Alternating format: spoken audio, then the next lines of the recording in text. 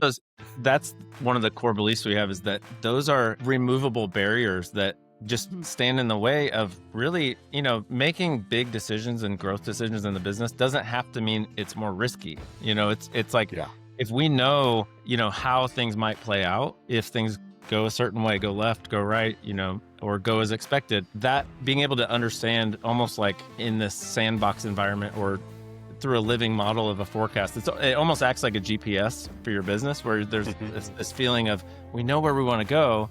We're just not sure exactly what the route could look like or what multiple routes could look like. And that's where we see it kind of unlocks some of that imagination, back into the hoped for future, that's possible through the business.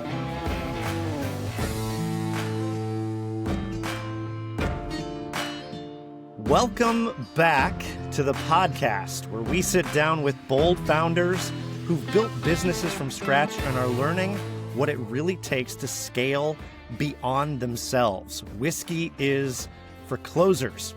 I'm Craig Johnson with my co-hosts, Steve Caton and Drew Epperson from Alteza Solutions. And today, we are pouring something a little different. Our guest may have chosen decaf americano over whiskey, and honestly, that tells you everything you need to know about the sustainable, long game approach that he and his wife Brittany build to helping founders build real businesses. Today, we are sitting down with Ben and Brittany Cooper, founders of Amplify. Now, if you are like most founders, you probably started your business because you dreamed of staring at spreadsheets all day. Am I right? But here's the thing. Eventually, every founder hits that wall where gut decisions aren't enough anymore. When should you hire? Can you afford to expand? Is it time to raise prices? Or do I need to run for the hills? So grab your drink of choice, caffeinated, decaffeinated, or distilled, and let's dive into a conversation about turning financial chaos into a competitive advantage. And yes, we're definitely going to ask about the guitars on his office wall. Yes, we are. So, everybody, what are we drinking today? Okay, Who I'll would go like first. to start? I'm going to go first. Do it, Steve. I'm going to go first because I've got a very special blend today, which you guys will be familiar with. This is Nofo whiskey. This is it's a rye whiskey, and it is basically a family reserve from friends Brian and Shannon Miles, who are part owner in Nofo Brewery. So Nofo is a brewery here in North Georgia that's amazing. And they started distilling spirits shortly after they started making beer. And the whiskey was one that they worked on for a long time, and that came out earlier this year. And this bottle is number 112 of only 157. So it's very, very special. I only bring it up for special people and special occasions. Yeah, here we go. That's awesome. And it is phenomenal. So there you go. That's awesome. That's mine. Well, Drew, how about you? Yeah, I've got bottle 1 of 3 million because I'm pretty sure this is mass produced, because this is crap, is all I'm saying.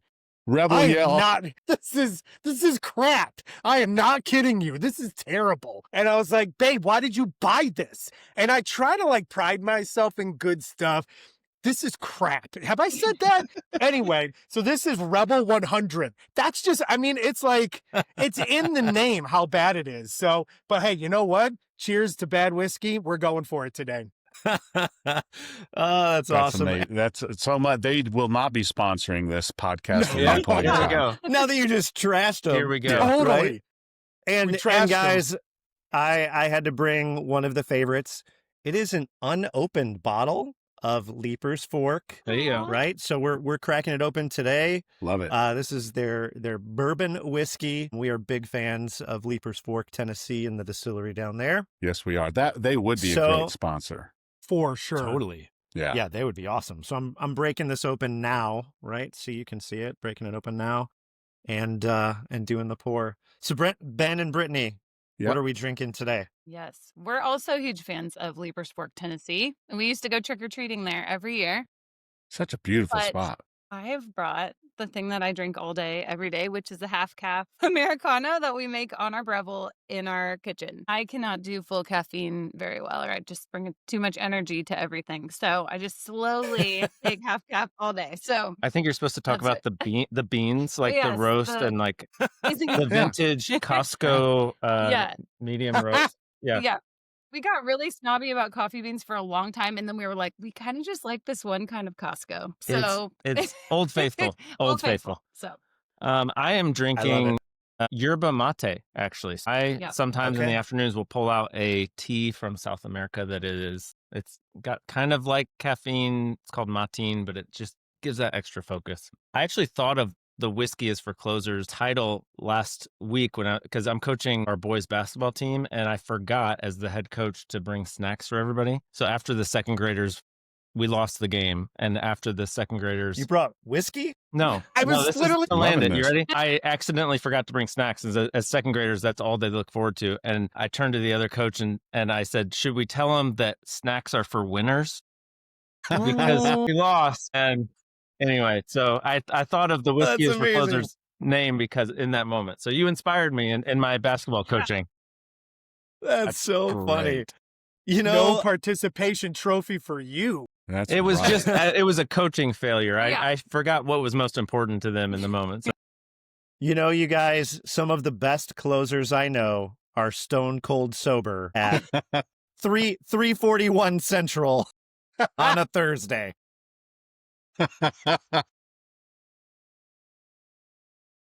So Ben and Brittany, just to But kind of like cheers start anyway. us off. Cheers. Yeah. Yeah, Hey, well, cheers anyway. Cheers. That's right. There we go. Cheers. Ben and Brittany, why don't you kind of kick us off? Talk to us a little bit about Amplify's mission.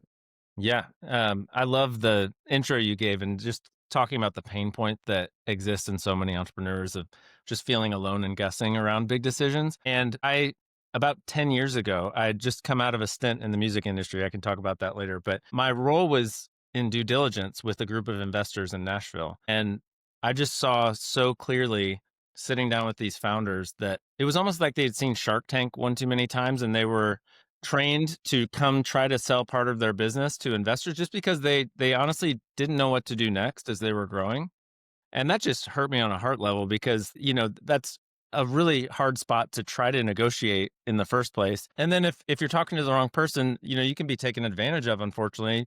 Competing goals and motives could come into, the hard fought growth that you have poured into your business. And so I saw that firsthand, and one of those early businesses just said, "Hey, we love how you're looking at our numbers. Could we just pay you to meet with us every month and you could keep us on track?" And that was the door opening to, coming alongside the business owners and really bringing those same sort of investor level insights. So that was, born almost a decade ago, where we got to kind of push into the CFO, strategic financial advisory type of role with these business owners.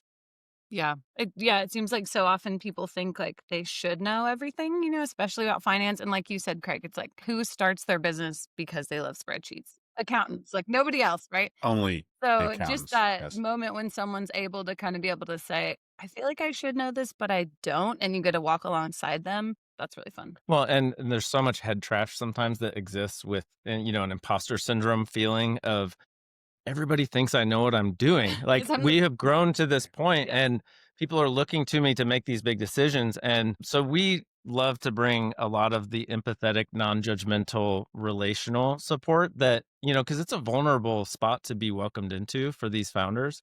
Yeah. And even though we're looking at numbers and digging into math, really we see the role that we play as more of a hospitable presence in their world as they navigate these big decisions. That's really cool.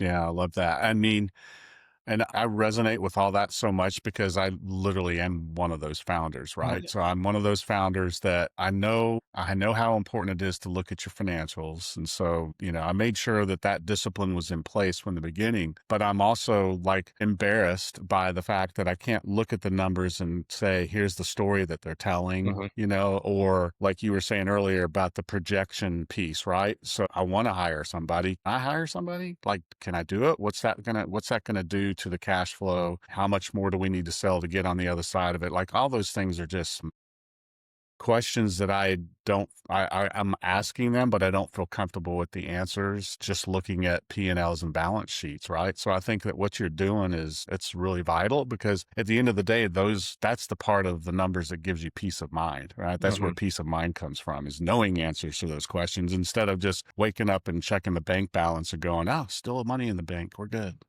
You know? Absolutely. So, Well, and it's some yeah. of those, like, that's one of the core beliefs we have, is that those are removable barriers that just stand in the way of really, making big decisions and growth decisions in the business. Doesn't have to mean it's more risky. It's like, Yeah. if we know, how things might play out, if things go a certain way, go left, go right, or go as expected, that being able to understand, almost like in this sandbox environment or through a living model of a forecast, it almost acts like a GPS for your business, where there's this feeling of, we know where we want to go. We're just not sure exactly what the route could look like, or what multiple routes could look like. And that's where we see it kind of unlocks some of that imagination, back into the hope for future, that's possible through the business. Yeah. Well, and for our listeners who are sitting here processing what we're talking about, I'm thinking that they're probably going, "Oh, you guys are fractional CFOs." So, how would you say that that's what you are, or not? Yeah. It's a funny story around that term, because it's actually something we've kind of learned along the way. Is for so long we're like, we're not fractional CFOs, we're not fractional CFOs, partially just because we have a slightly different approach. Creative are kind of like numbers people. For people who don't love numbers, we're very forecast heavy, very strategic. But it's so funny because then, you're across from someone, they're like, oh, you're a CFO. And we're like, no, no, no, we're not CFOs. We're like CFOs. And so we actually have adopted that language to just be helpful and realize, like, yes, this really is, we're strategic. We're looking at the numbers. And, we have our differentiators that we feel really strongly about, but we've realized it's actually more helpful when we do say, like, yes, you know what a CFO is. That's the seat we sit in. We're not doing like bookkeeping and accounting, but we really are in the numbers, like walking with the business owners.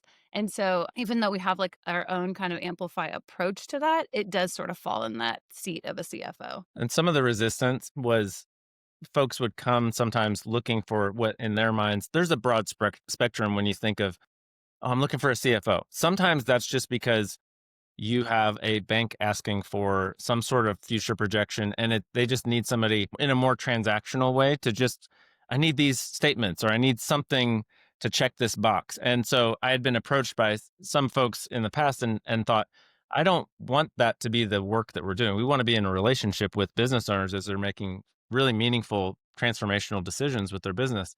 And so I kind of backed away from, look at us as a CFO. But the funny thing that we learned from sponsoring the EOS conference earlier this year, we had a booth, and we're kind of walking through some of the visuals that we put together from a forecasting perspective. And so many people walked up and said, oh my goodness, when I hired a CFO, I thought they were going to be doing this for me, but they didn't. And we heard that over and over, to the point where we realized we should just make it as easy as possible to just own it, We're like, yeah, we're that. We do that. raise the flag, and then be able to have a further conversation to say, and here's how we do the work we do. Here's what it looks like. Because like Brittany said, we're not wanting to just, hey, Steve, check out this really impressive 37 tab spreadsheet that you're going to fall asleep the moment I put it on the screen. Yes.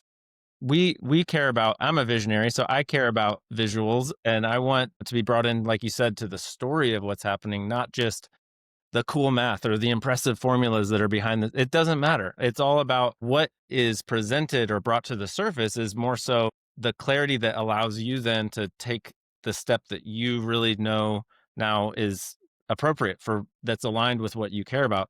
So we're not even in a spot where we're saying, okay, here's the formula to scale that we say everybody needs to follow, or like the venture capital 10x, whatever. It's no, if you say you want to spend more time with your kids, and that means lower profits for the business because you're hiring somebody to take some stuff off your plate, that's a good, meaningful growth plan. Even though it doesn't mean we're going to the moon, we're scaling, and we're going to just sell, Yeah.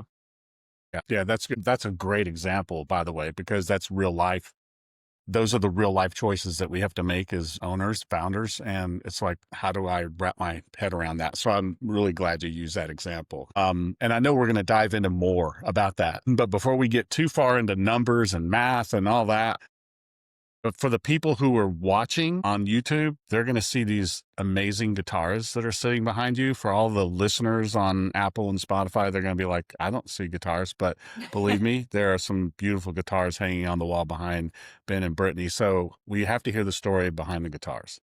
Yeah. So when I went to college, I went to Belmont University down in Nashville. So I knew growing up that I loved music and wanted to explore what that would look like, and had a chance to really spend time doing that as a job for 8 or 10 years as a songwriter after graduating college. And it was a really fun season. Brittany was doing freelance writing and journalism work, and I was, writing songs for a publishing company and producing and recording stuff on the side. And it was a fun, adventurous season. And then we started having kids, and diapers are expensive. And it was one of those, it was a hard transition to hit this point where I really had to face, okay, what do we do now? It's kind of this crossroads where, I mean, literally we had an investor behind the publishing company I wrote for back out, and just say, game's up, we're not wanting to be in the music industry anymore.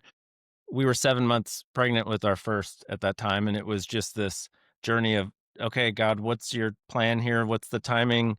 What do we do? And it felt almost like a death in some ways, having to transition. I grew up around numbers. So my dad was in finance and private equity. And so very familiar with, the math side. I'm not the tortured kind of like No. Bob Dylan poet, singer, songwriter. Strategic songwriter. Yeah. Methodical. And so it felt like, okay, how can I still solve creative problems? How can I collaborate with people? Was able to go through an MBA program in Austin, Texas for a year that was really transformational, to retool, go through a lot of Harvard business case studies, and then come back to work with that group of investors where kind of the origin of Amplify started.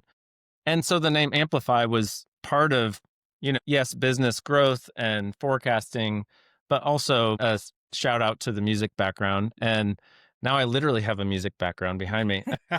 But it really was only in the last couple years that the idea of even hanging guitars behind us, I wanted a better Zoom background. And it's a big part of our story. And in a neat way, we've seen, even the way that we get to come alongside business owners. There are parallels when you talk about cash flow and also signal flow in the recording studio, and just the combination of a lot of moving parts with a vision of what the outcome is, the end goal. I realized that it wasn't a wasted season of, pouring into, something that just ended up being something only in the past. It has really come back full circle. And in a neat way, I mentioned the EOS conference. They asked us to bring the guitars to the conference. Like, hey, when you guys show up, don't just blend in with all these other booths, where there are other people even offering CFO services. It's, could you guys just be different and be you, essentially? Yeah. And the neat thing too is, as our kids are growing up, they're 8th grade down to kindergarten right now. We have 4 kids, and they're starting to get into music more. And so it's such a fun season right now where music is really kind of still playing a role for us. And it's neat. It's a great conversation starter for Zoom calls or conference, just because a lot of people have similar things they care about, whether it's music or something else. It's just a good reminder that we're all more than just, the role that we play within our business. Yeah, I think I was thinking about that. And you guys do the same with people with sales too, where it's like, you're so much more motivated when someone has like a problem they're trying to solve and there's a deep why behind it, especially if it is something like, I want to be with my kids, or I've always wanted to have this time off to do this thing. And a lot of times we've talked about how, if you don't have, it's sort of the Shark Tank mentality versus like a growth mentality, where if you haven't been honest with yourself about what you're really wanting your business to do for you, financially, but also in your personal life, like somebody else will set the goal for you, right? You'll hear a podcast or somebody will say, you're supposed to grow by 18% year over year. And it's like, maybe, but I think it's always so much more exciting when you get to hear the why that someone's working toward. And so, and you guys do that with sales with people too. Or for us, if we're bringing clarity to the numbers, if Ben's working or our guides are working with people, yeah, you're talking about numbers, but it is more of that life of meaning approach. And so it was a really cool thing for us to be able to be, for a while you're like, well, it's guitars. Is that going to be confusing? We're talking about math, but really understanding like there is a holistic approach and everybody you're working with has that same thing, like Ben said, and they have things they're working toward. For Ben and for us, it has been like incorporating music into our family life and into our work life. But I think just it gives you even a more whole picture of people you're working with because people relate to that. Hmm. Yeah, love that. It's interesting because as I was listening to you guys talk about numbers and music and guitars and spreadsheets, there's a dichotomies, right? Those are like antithesis typically to each other, even to the point where sometimes, even in business, I'll talk about there's the scientist and then there's the artist. And a lot of time those two people are battling it out and they're going, it's about the numbers. We got to follow the numbers. They're like, yeah, but what about the people and how they're supposed to experience and feel? How did you guys work through that process of blending those things together? Like, was that hard for you? Was that difficult? Was there mental gymnastics involved? Like, what was that experience for you kind of blending the yes and as opposed to either or? Yeah. I mean, I can speak a little bit also to say I'm not one of our numbers people. I am very much the right brain marketing. I'm an English and journalism major, a writer. So I'm always the one who kind of is like, all right, teach it to me. And then I'll tell you if this makes sense to a normal brain that does not love numbers. So That's we great. do have that split between us where I'm doing all the right brain stuff and Ben and our guides are very much in people's numbers. But I do think it made it hard, even from a marketing standpoint, it did make it hard to talk about for a little bit because I think when you have that, like for Ben, it's like he does have such a creative founder approach and he's lived that and understands it. He's also really good at the numbers.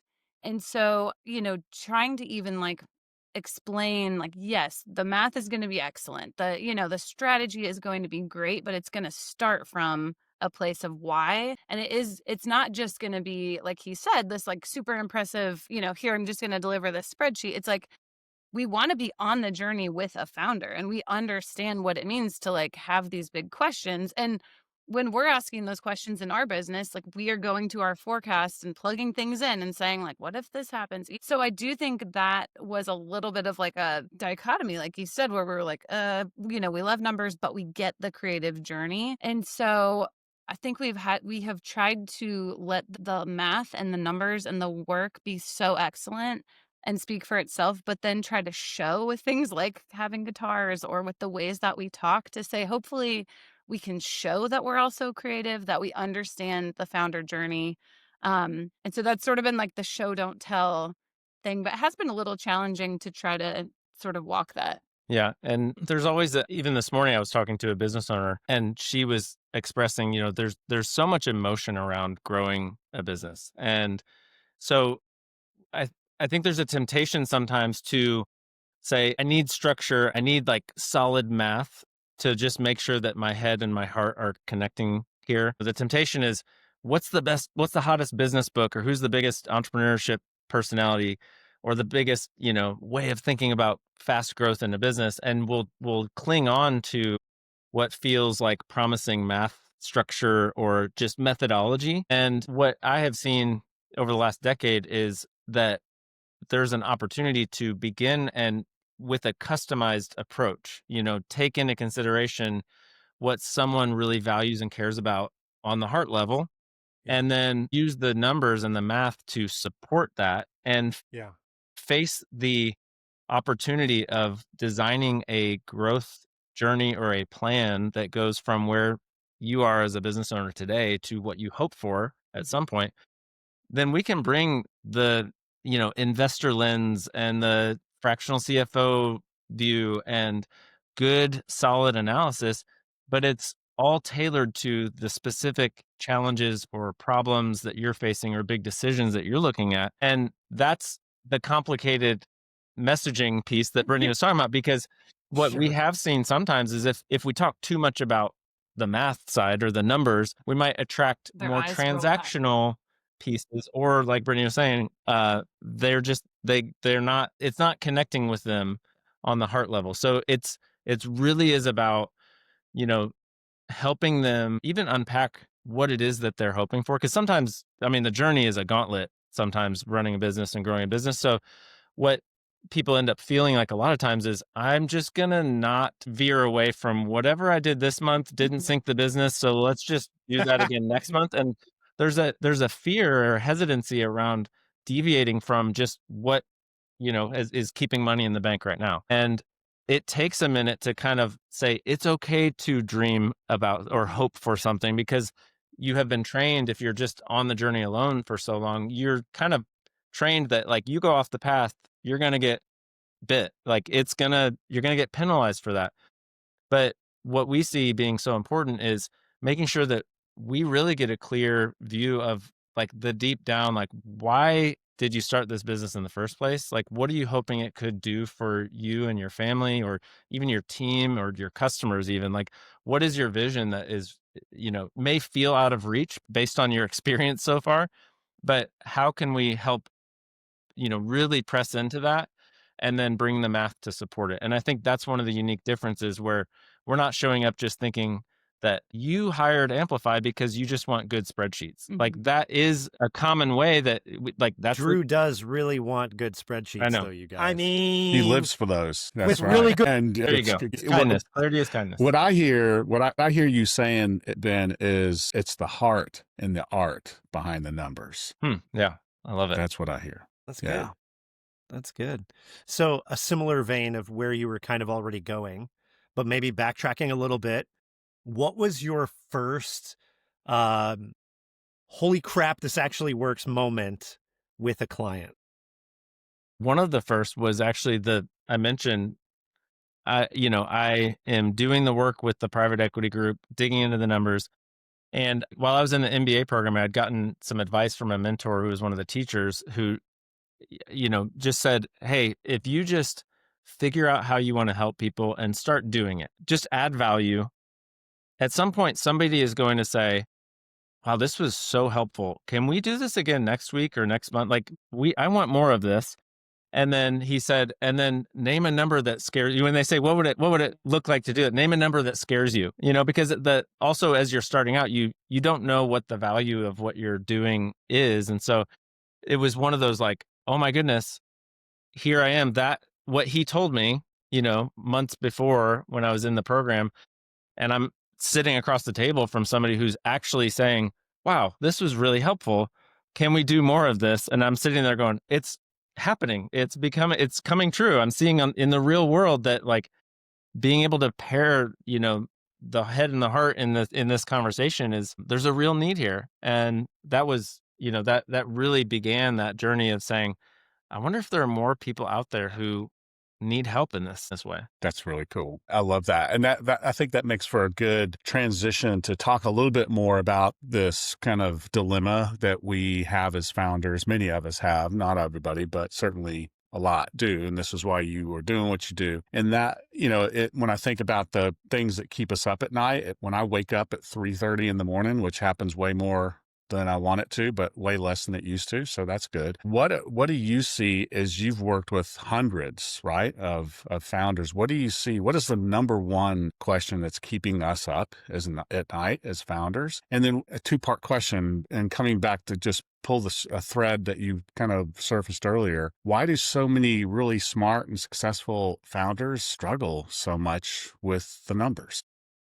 Those are two amazing questions. The first one, yeah. Yeah, the thing that I see being so helpful when it comes to those 3:30 a.m. moments, and I'm glad to hear that it's happening less frequently. Me too. But it's usually a form of a lingering question that begins with, what if ...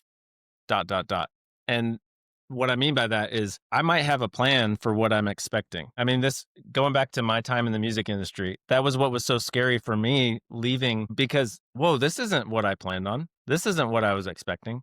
You know, so this overwhelming feeling of multiple variables crossing paths all at the same time, you know, from what if the economy shifts? Or what if, you know, this new member of our team we just hired doesn't perform the way we hope they will? Or what if we lose our biggest customer, right? The big what if questions, if we don't have some sort of contingency pictures or way of just looking ahead at the future to recognize that usually a solution also begins with even if, so ... So the phrase that I always carry from the MBA program was, we have an opportunity to narrow the region of darkness. As we look ahead at what the future might hold, we don't have to just venture into the unknown without some sort of headlamp. It's just sort of like, there is a way to not just craft and design what we think the expected journey would be, but then also ask, what if things go better than we expect? And there's sort of the ceiling. And then what if things go worse than we expect? And it could be multiple things going bad all at the same time. And that creates somewhat of a floor picture. So we always think in terms of like a 3-line forecast that shows, okay, we got an expected plan. We also need to be ready if things go really well, because that might mean we have to, you could wake up at 3:30 in the morning for good reason, like because of growth. It's not even like because things are going bad. It could be because things are quote unquote going really well in the business and we're growing faster than we know how to manage and steward. And so we want to be able to see the multiple path picture that allows us to have a plan for if things go north or south of what we expect. And usually what we find is even it's the worst case forecast sometimes that give the most peace of mind to these founders, help them sleep better. Because when you start to actually crank the knobs and say, okay, what if our revenue is down 10% from last year? What does that look like? You may be facing a decision like, we're about to buy a building for the business, and that's a big commitment, and the bank doesn't care necessarily, or if our revenue tanks, we still are on the hook for paying this monthly amount. So being able to show, okay, even if things go south, we're still able to move forward with that big decision, and we're going to have plenty of time to recalibrate or adjust certain things. And all of a sudden there's an understanding of, you're not just facing this wall of ambiguity or darkness. You're able to say, I at least can see the next 6, 7 steps. Oops, I just said 6, 7. Yeah, you just did it. Oh my goodness. I can't believe I did that. That was bad. Now you're going to have to put the explicit label on this thing so that kids can't listen to it. And okay. But, you can at least see the next handful of steps ahead, and then you don't have to actually get out of bed in that moment. You can go, fall back asleep.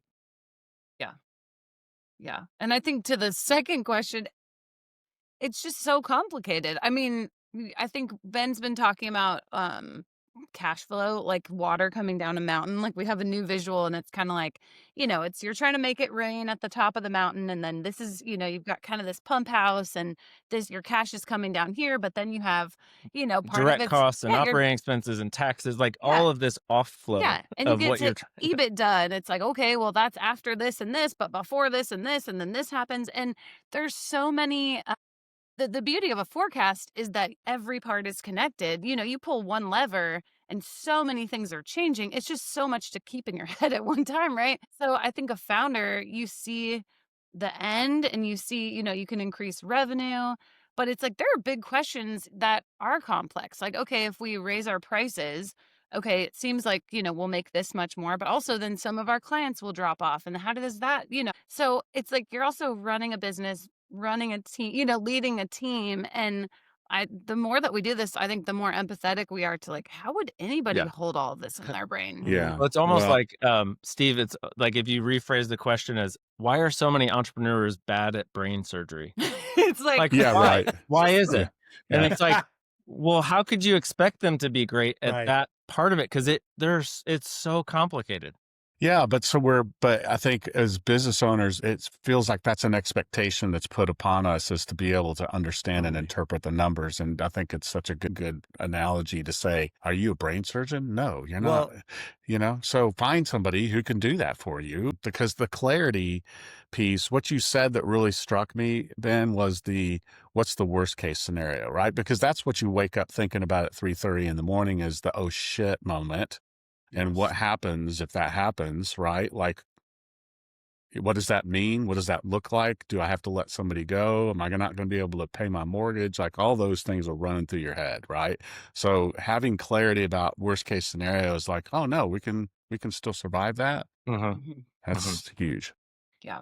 I think additionally, I feel like maybe I'm dogging on financial people or CFOs. This is not just for one specific aspect of the business. I think this applies everywhere. It feels often like people want to be known as experts in what they do. And so a lot of our, like observationally, a lot of our experience with people that we're trying to get help us with the numbers, they're not putting the cookies on the bottom shelf. They're not explaining it in a way that makes it accessible and allows us to make real-time decisions, right? With what's happening with our numbers. They keep it at such a high level that unless we've got an MBA, we're not going to be able to keep up with it. And we're just going, but how do we know if we can hire a new person? And they break open, the massive spreadsheet with all of these tabs, and you're going, hold on a second, that's not what I asked.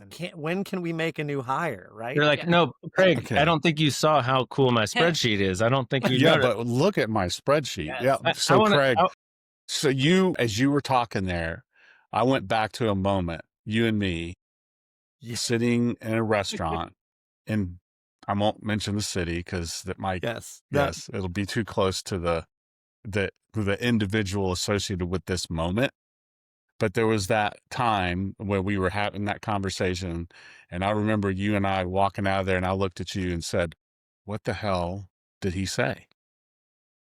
Yeah. Remember that? I was like, I don't Yes. know what he just said. I don't know anything more than I did when I walked in here. I feel actually scared now.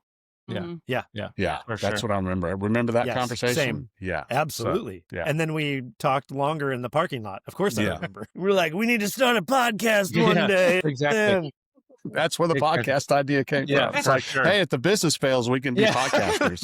That's right. But also, hey, too, while I'm sidetracked, Yeah. sorry, Brittany, I didn't No, mean to you're interrupt fine. you. I noticed little details, and on the cork of the whiskey bottle, it says heart and soul.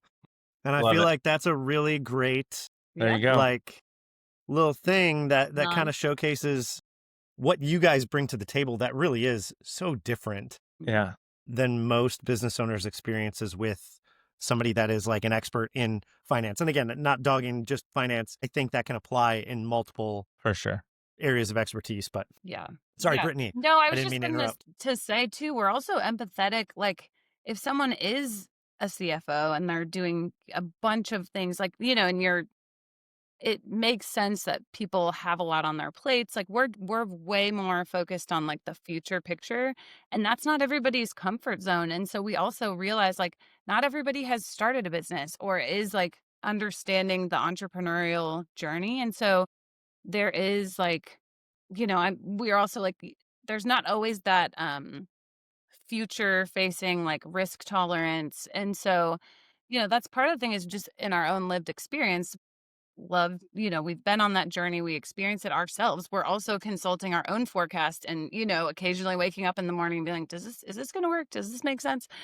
And so it's just not, it's such a, I think to jump from reporting on like, here's what has happened in the business, right? That's a skill set. Like, all the numbers are organized, everything is reconciled. Here's what has happened. And then that's kind of the jumping off point for us, where we're like, great. So knowing what we know, how do we look toward the future? And that's just a different approach. And Yeah, I don't that's think it's good. everybody's comfort zone, or that everybody has that experience or that time. So I think that's where there is sometimes a little bit of a different approach, right? Yeah. Yeah. And I was going to add too, just to turn the tables a little bit, what's brain surgery to us has been sales. Yeah. And so like when we got connected because leading up to the EOS conference, our EOS implementer said, you guys need sales help. And that was brain surgery to us, right? We're going, we have been trying to do it, Can we but afford that? Like, yeah.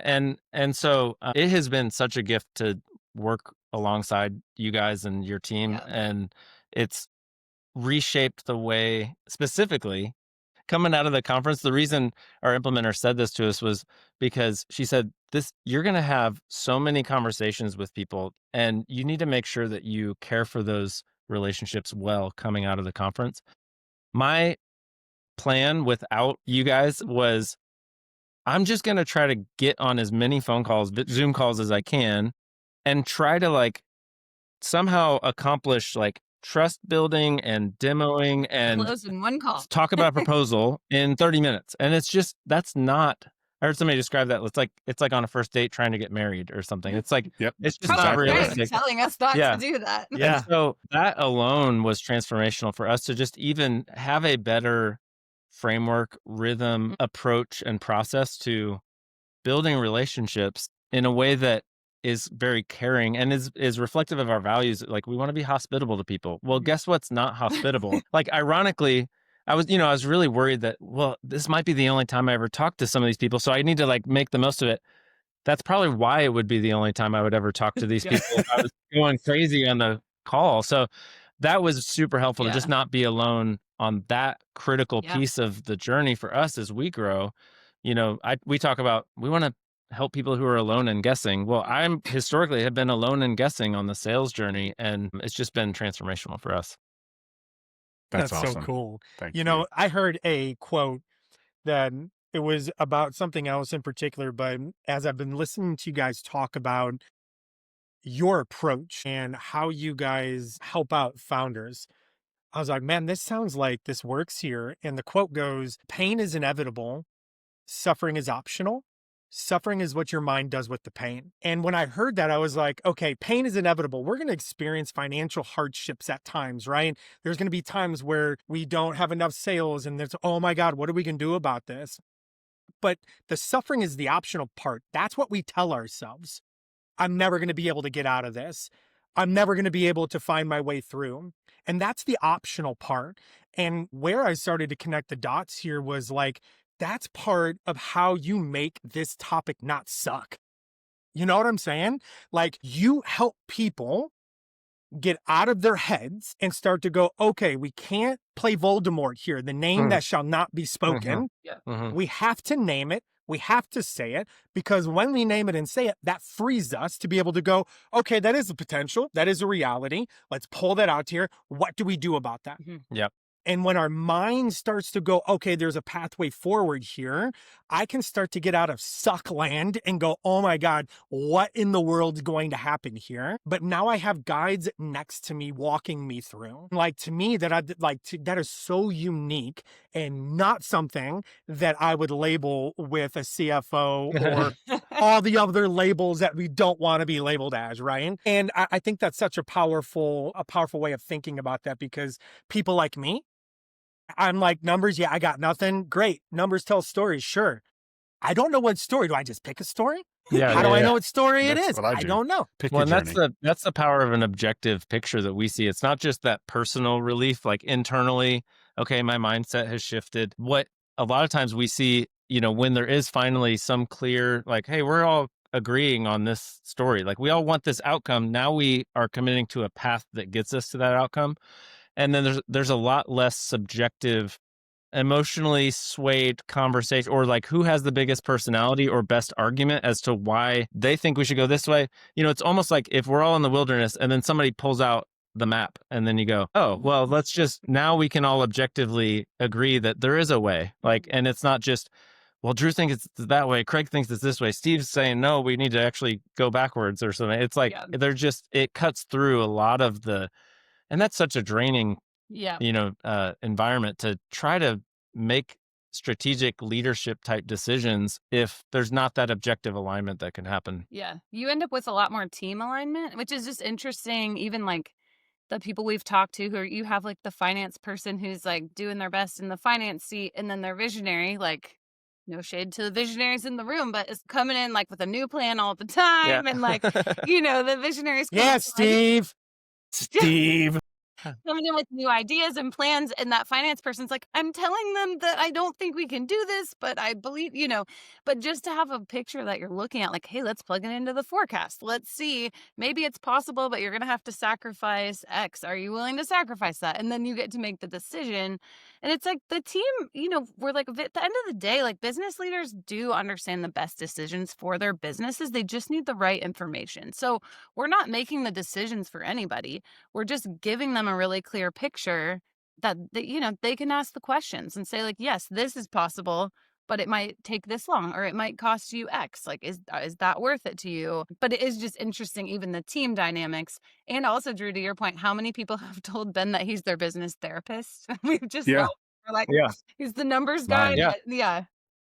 Well, and I think I that's think the difference between, because I've always felt like that's kind of, I appreciate when people say that, but it's like, there's like almost like because we talk about life of meaning sometimes, and like there's like a life coachy type of conversation. Somebody could be like, is that what you, but I think the difference is we're not just saying like, chase your dreams. We're actually saying like, and here's how you're going to get there. Like, that's the difference. We're not just cheering them on as they might go blindly off a cliff because we don't know the actual numbers. Yeah. Well, I'll put, crazy visionary kind of perspective on this for you guys. The thing that we do as visionaries is very real, right? Where we come up with new ideas and we bring them to the table. And a lot of times that's rooted, it's mostly rooted in the fact that we're visionary and we're creative and we're always thinking about cool new ideas. But there's also an element of that comes from not really knowing whether the idea that we had before is working. Right. And so if we don't have clarity that, hey, the idea that we're already implementing is actually working, and it might be working, but we don't necessarily feel it and see it tangibly. So then it's like, we got to change it. Right. So I feel like you guys, what you're bringing to the table is the ability to say, wait a minute, you don't need to shift. Like, what we already agreed to do it's working. So stay the course. And you can, show us, again, back to the story and the numbers, you can look at the numbers and say, yeah, Steve, the idea you had last quarter is working. Stop. Don't abandon that. And I think Stick with it. That's the 3:30 a.m. where Yeah. you either wake up and can't fall back asleep because you don't know why you're experiencing the symptoms in the business that you might be seeing. But if you understand, no, this is actually part of the plan. And just an example, seasonality. A lot of entrepreneurs go through different seasons of revenue and profitability within the business, even every year, right? But if you don't know it's coming, you can easily feel like something's tragically wrong with your business. It might just be the natural thing that happens every August. And you just don't know that because you haven't seen the patterns or you're not looking at the numbers the right way. Yeah, totally. We definitely resonate with that. So, so I want to shift it and let's bring it back into a little bit of a sales context, because you already talked about, Ben, about how that felt like brain surgery to you, right? The sales. Yeah. You guys, for a lot of founders who are trying to figure out how to do sales well in their own context, talk a little bit about your free call that you offer and what it is that happens on that call that triggers people to say yes, or yes, whether it's yes to working with you or yes to taking the next step. What's happening? What are you doing on that free call? Because I know there's a lot of people out there that offer free consultations or what have you. And my sense is that you guys have a really high conversion rate on that. So can you talk a little bit about that? Yeah. Well, and like I said earlier, thankfully it's not just one call, Steve, anymore. It used to be one call. Yeah. But, in the first conversation, I mean, what matters so much is, instead of me being able to share a screen and even like go through a pre-scripted, here's our process. Like we get to that when it's the right time. But in the first conversation, what we see being so meaningful and impactful for these founders is that there's a sense that they are no longer alone in what they're kind of thinking about or feeling, or the symptoms that they're seeing, that it's normal, actually, that what they're facing and the way they're thinking about it, we're able to hear their story and try to understand, the season of growth that they're in.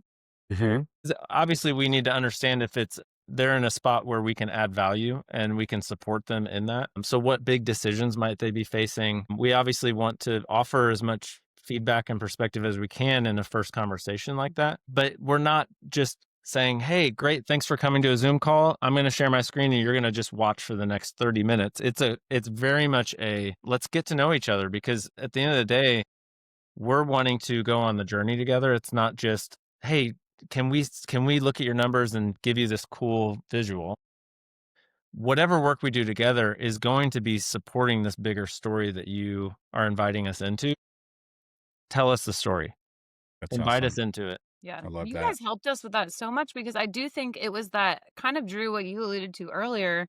It was that fear of kind of getting boxed into like the life coach, where it's like, oh, if everything we're talking about is qualitative on a call, then are people going to be like, I'm here for the numbers. And Yeah. I think so. We were doing a lot of like, we've called like draggy, where we'd be like, open up a forecast and be like, look what it can do. And da, da, da, da. Boom, boom, boom, Like, boom, boom. like, is it's an amazing tool. Like they use the tool called Fathom. It's incredible what it can do. But it felt like, I think Ben was feeling this urgency of like, I have to get in the tool and show him all the things. And then Craig and like the team was like, you know what? You can just slow it down. And I think people do care when you're asking, like, what are you hoping your business can do for you? And beyond just work, like, what do you hope it does for your life and your family? What do you care about? Us trusting that is enough at the beginning, and people, can trust that the numbers will come after. And in the right way, if somebody is just saying, all right, show me, like literally, I got on a sales call once and somebody said, show me what you got. And I was like, I think we might be done here. I don't think that this is the right, it's almost like Good. if that's how you want to good. approach this conversation, it's telling if you don't want to talk about, your story and kind of what you're hoping for, because that's really one of the main qualifiers of, if somebody's a good fit, Yeah. ultimately. That's transactional, which is not what you're looking Totally. for. Right. Yeah. Exactly. Yeah, that's good. Well, guys, the time absolutely flew by, as it usually does with you. It's funny. I was thinking back to one of the times that we first met, and Steve and I were processing, and I said this to you. Had we met you like a year and a half earlier, we would have hired you on the spot because we were looking for exactly that, and then we were tied into some other relationships. However, you might like to know that you are one of our rocks for 2026. Yes. We would love just to want be more able to. time Amplify with is you. a I know. rock. We just want more time. I know. together. Yes. I know. Get to hang out some more. So where can people find you? How can they connect with you?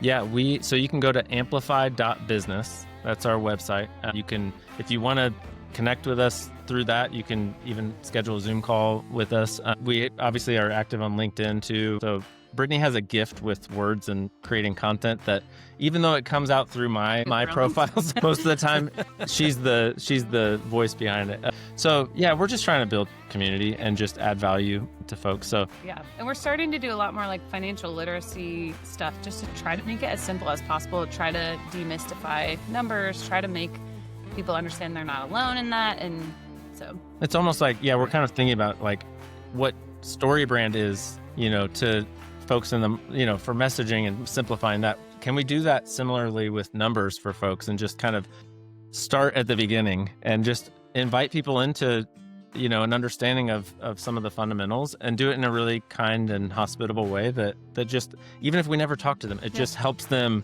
feel more comfortable, maybe sleep all the way until, the sun comes up. So That's good. Or at least 6 good. o'clock. I'd be good with 6. There you go. Yeah. That would be great.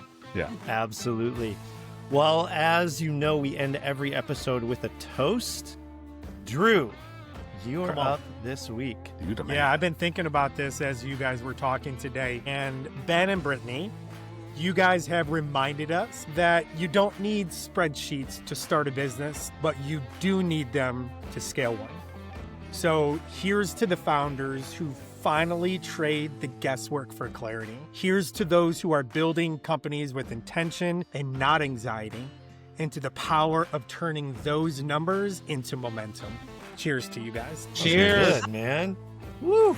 That was super good. Here's to sleep until 6 o'clock. yeah. Come on. Yes. Snacks are for winners. I'm going to Yes. That's right. just got to get that. That's right. That's my new, so good. yeah. Coach I'm applying so everything good. we've talked about to all areas of my life. Our so. kids would I not love be it. on board with that. I know. I love it. Well, that is a wrap with Ben and Brittany Cooper from Amplify. We started this conversation talking about guitars and ended up with a masterclass in how to actually build a business that works, not one that just keeps you busy or up at night. So here's what I'm taking away from this conversation. You can be the best salesperson in the world, crushing quota, closing deals, but if you don't know your numbers, your real numbers, you're essentially flying blind. And as Ben and Brittany showed us today, getting financial clarity isn't about becoming a spreadsheet guru or wizard. It's about having a partner that can translate the chaos into a clear path forward. So if you are sitting there thinking, shit, I need to look at my numbers, but I am terrified of what I'll find, that's exactly when you should book a call with Ben and Brittany and the team. Head to amplify.business, grab 30 minutes with them. No pitch, just clarity. And hey, here's how this works perfectly with what we do at Alteza. They give you the clarity on whether or not you can afford to use us to scale, and we provide the fractional sales talent to actually do it. It's like having both your GPS and your engine sorted at the exact same time. You can't afford Don't not forget, to. Yeah, baby. That's good, yes. Don't forget, subscribe to Whiskey is for Closers wherever you get your podcasts, as long as that place is Apple, Spotify, or YouTube. YouTube. Drop us a 5-star review if this helped you think differently about your business, or even a 1-star review if you're mad that we don't make everyone actually drink whiskey, myself included. We read all the reviews. Until next time, remember, whiskey might be for closers, but clarity, that's for builders. And if you're not building, what are you actually doing? Stay thirsty, stay focused, and keep closing. Cheers.